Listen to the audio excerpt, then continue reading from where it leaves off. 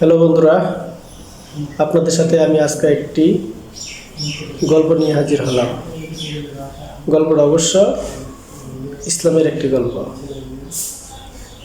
এট এ time বাদশাহ হারুনুর রশিদ নামের একজন রাজা ছিলেন। সে অর্ধজাহানের খলিফা ছিলেন।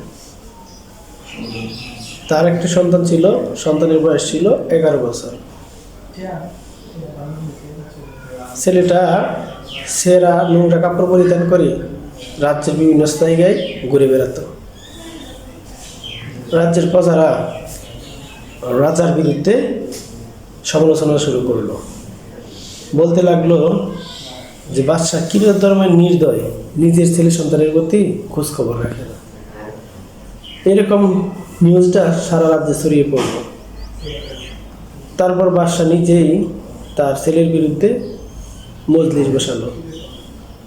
মজলিসের মাঝে বাদশাহ তার ছেলেকে বলল, বাবা, তুমি এরকম কাপড় পরিধান করে কেন রাজ্যে ঘুরে বেড়াচ্ছ? এতে তো আমার বদনাম হয়ে গেল।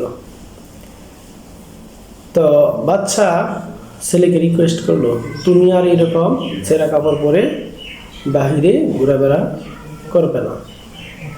তখন বাদশার ছেলে রেসপন্স করলো, ঠিক আছে বাবা, আমি তোমার কথা শুনবো, কিন্তু একটা শর্ত আছে। বাবা বললো, কি শর্ত? দেয়ালে দেখো একটা পাখি বসে আছে।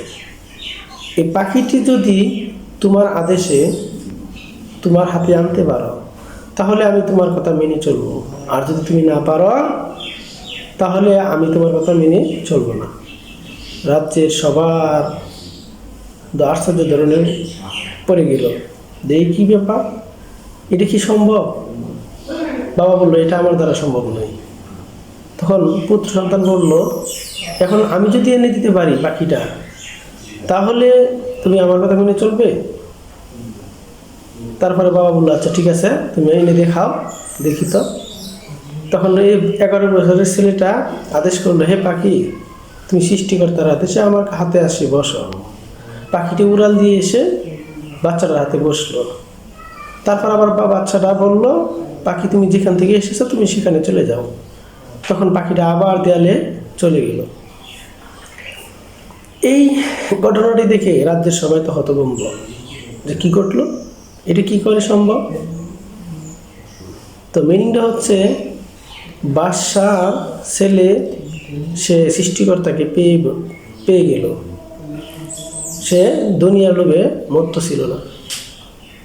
তারপর রাজপ্রাসাদ থেকে সে আর থাকলো না, রাজপ্রাসাদ ছেড়ে দিয়ে অনেক দূরে চলে গেল, অন্য রাজ্যে চলে গেল।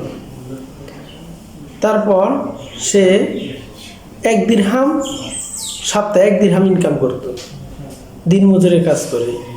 গল্পটা অনেক লম্বা, সো আমি গল্পটা এত লম্বা করতে চাচ্ছি না।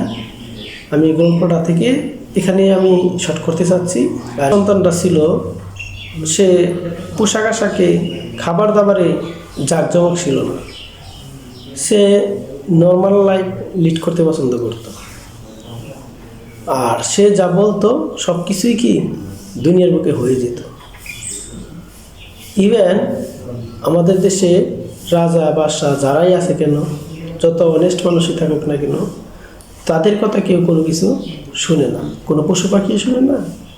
কিন্তু বাদশার ওই 11 বছর ছেলেটার কথা শুনছে। তো আমি আপনাদের কাছে একটা প্রশ্ন রাখলাম, এটা ইসলামের কোনো ঐতিহ্যবাহী ঘটনা, কিন্তু এই ঘটনার কোনো ভিত্তি আছে কি নাই আদৌ আমার জানা নেই। আপনাদের কারো যদি জানা থাকে তাহলে কমেন্ট করবেন, আর সবার মাঝে ছড়িয়ে দিবেন। আশা করি সবাই ভালো থাকবেন, সুস্থ থাকবেন, এই কামনা করে আমি আমার আলোচনা শেষ করলাম। আসসালামু আলাইকুম রহমতুল্লাহি ওয়া বারাকাতুহু।